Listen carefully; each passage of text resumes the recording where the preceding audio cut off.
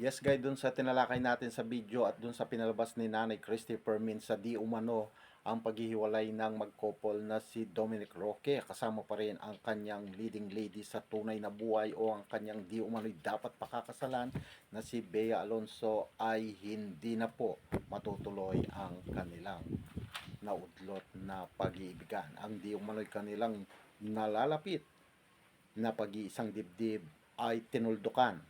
Huwag kang magsisinungaling ding Dominic Roque na ang lahat ng ito ay meron kang kinalaman kung saan nagsimula ito sa di umano'y ang condo unit na tinitirahan ni Dominic Roque sa kanyang tahanan ay di umano'y pag-aari ng isang male politician. Yan, pwede mo yang i-deny o pwede mong ikaw lang ang makakasagot, Dominic Roque. Doon sa mga nakalabas na ating ng mga video noong mga nakarang araw, pinatunayan at sinabi ng di umano'y source ng nasabing pahayagan ay di umano ang nagmamay-ari sa tinitirhang kondo ni Dominic Roque ay isang lalaking politician, hindi sa Kongreso at hindi sa Senado. Hindi natin alam kung anong relasyon ang mayroon sila.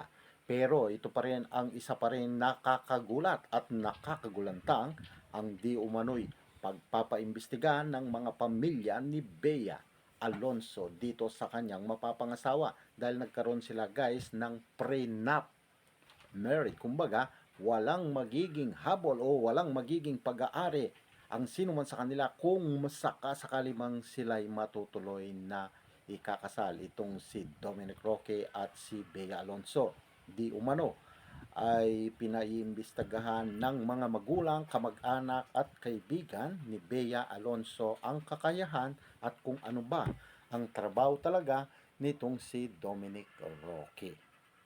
Dahil lagi niyang sinasabing marami siyang business, marami siyang negosyo. Ikaw lang, Dominic Roque, ang makakasagot ng mga katanungan yan. Kung bakit at kung saan. Hindi natin alam kung anong relasyon ang meron sila ng isang politician, kung ito ba'y tito niya, uncle niya, o ang tunay niyang ama.